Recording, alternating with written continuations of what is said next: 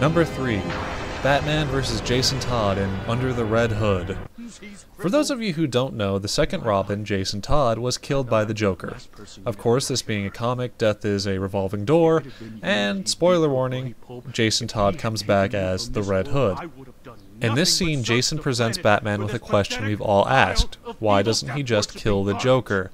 Which leads us to this scene. You don't understand. I don't think you've ever understood. What? What, your moral code just won't allow for that? It's too hard to cross that line? No! God Almighty, no! It'd be too damned easy. All I've ever wanted to do is kill him. A day doesn't go by when I don't think about subjecting him to every horrendous torture he's dealt out to others, and then end him. Aw, so you do think about me.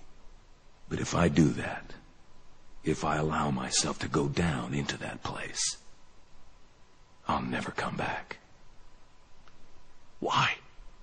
I'm not talking about killing Penguin, or Scarecrow, or Dent. I'm talking about him. Just him. And doing it because he took me away from you. I can't. I'm sorry. Where do I even begin here? First off, there's no music, which I think actually adds a ton to the scene. It's just Jason Todd and Batman, with everything else having fallen by the wayside. Also, Batman admits that he wants to kill the Joker, but he knows what will happen if he does. It's a slippery slope, and not even Batman can undo murder.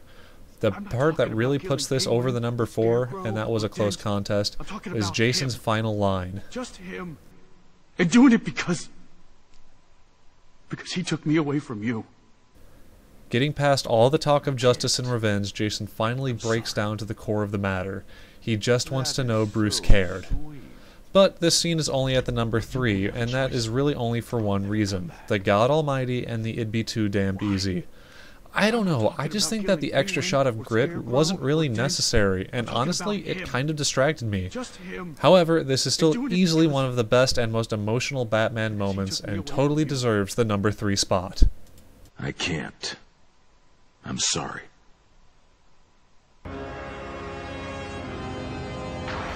Number 2. Tim Drake kills the Joker. Now, I know that I said no Batman Beyond, but this is a flashback to when Bruce was Batman, so it counts. The Joker had kidnapped Robin and tortured him into insanity, making him into a mini Joker.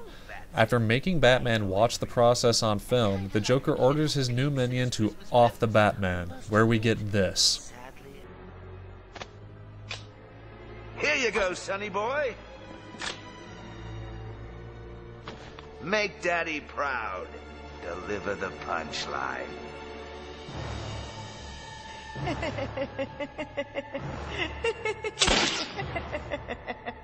Tim.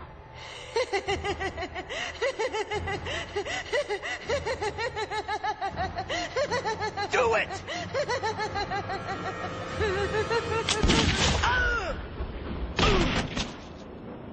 That's not funny. That's not...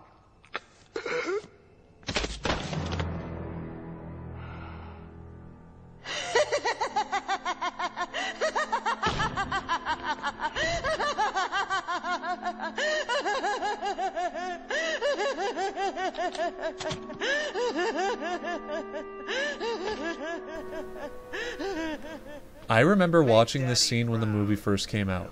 My eyes were glued to the screen. It was that intense. Of all the Batman stories, this easily makes one of the darkest moments.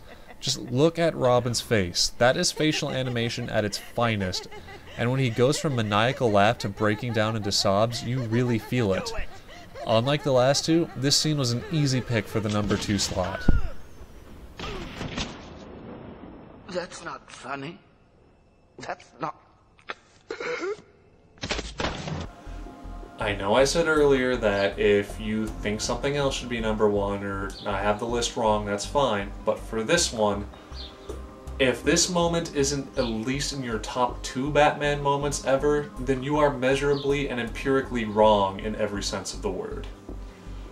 Alright, let's see number 1. And the number 1 Batman moment is the death of Ace.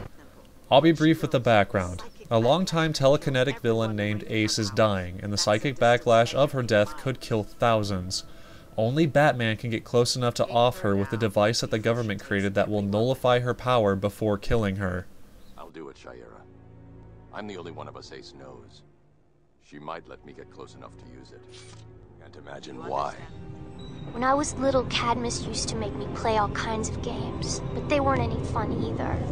They'd strap me into their machines and poke wires into my brain. Ace, can you move this object with your mind? Yeah, I can move it. They weren't really games, you know. They were training me, turning me into a weapon for justice, they said. They got their weapon. I got cheated out of my childhood. I know what that's like. You do, don't you? You don't have to answer. I read your mind. That's how I knew you weren't going to use Mrs. Waller's weapon on me. No, I wasn't. You were going to try and talk me into fixing what I've changed. Before I die. Yes. I'm dying very soon. Yes. I'm sorry.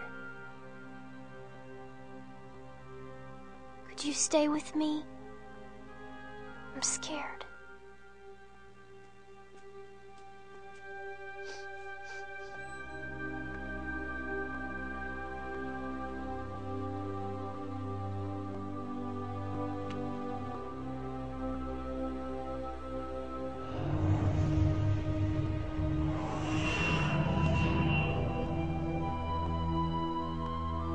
He sat with her until her time came.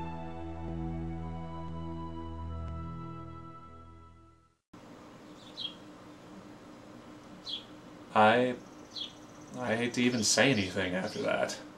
Don't have to answer. But fine, I suppose I must. That's how I knew Obviously you weren't going Batman to isn't use going to Mrs. kill her, Waller's he's weapon. Batman.